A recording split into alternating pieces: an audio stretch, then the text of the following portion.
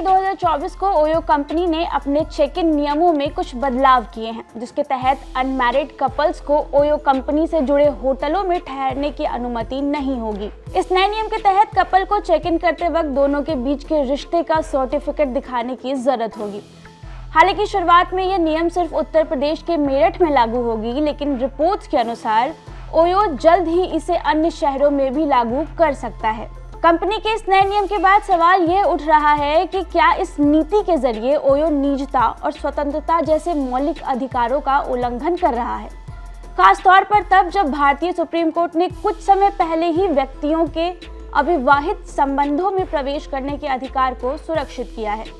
इस रिपोर्ट में विस्तार से समझते हैं कि क्या वाकई ओयो का ये नया नियम निजता के अधिकार के खिलाफ है और क्या इस नीति से प्रभावित लोग संविधान या अन्य कानूनी तरीकों से इस नियम से राहत प्राप्त कर सकते हैं।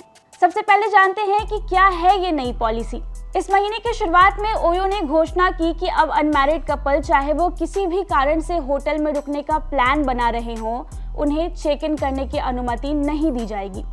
इसके बजाय कपल को अपना रिलेशनशिप सर्टिफिकेट या कोई ऑफिशियल प्रमाण पत्र दिखाना होगा।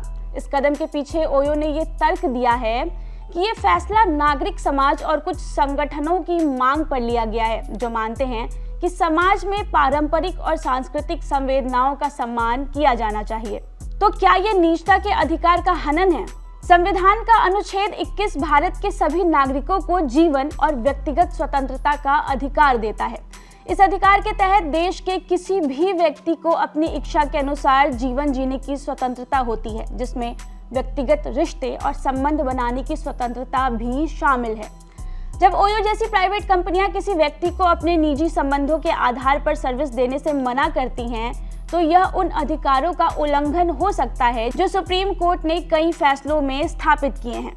सुप्रीम कोर्ट के हाल के फैसलों के बारे में भी जान लीजिए।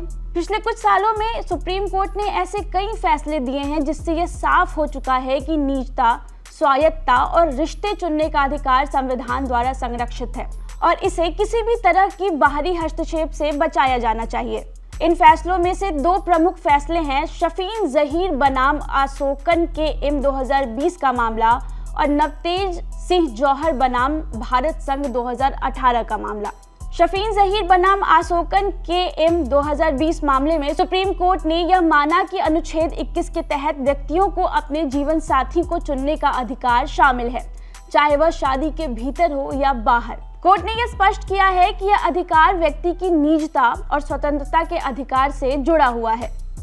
वहीं नवतेजन सिंह और जौहर बनाम भारत संघ 2018 के मामले में सुप्रीम कोर्ट ने यह माना कि सभी व्यक्तियों को शारीरिक, मानसिक और भावनात्मक और यौन संबंधों का अधिकार है। कोर्ट ने अपने फैसले में यह भी कहा था कि इस अधिकार में किसी भी तरह का हस्तक्षेप नहीं होना चाहिए, चाहे वह किसी भी रिश्ते का हो।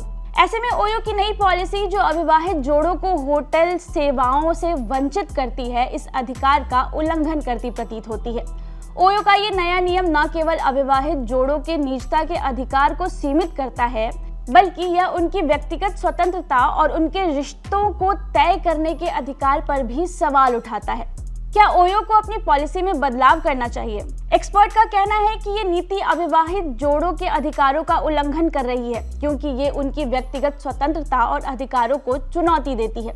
हालांकि इस बात को भी नजरअंदाज नहीं किया जा सकता कि ओयो जैसी प्राइवेट कंपनियां सीधे संविधान से बंधी नहीं होती है, लेकिन फिर भी अगर उनकी नीति किसी के मूल अधिकारों का उल्लंघन करती है तो इसके खिलाफ कानूनी कार्रवाई की जा सकती है।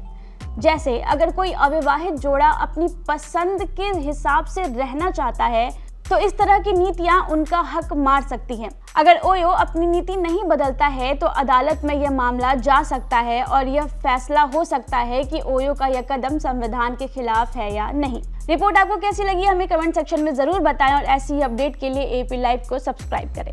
धन्यवाद।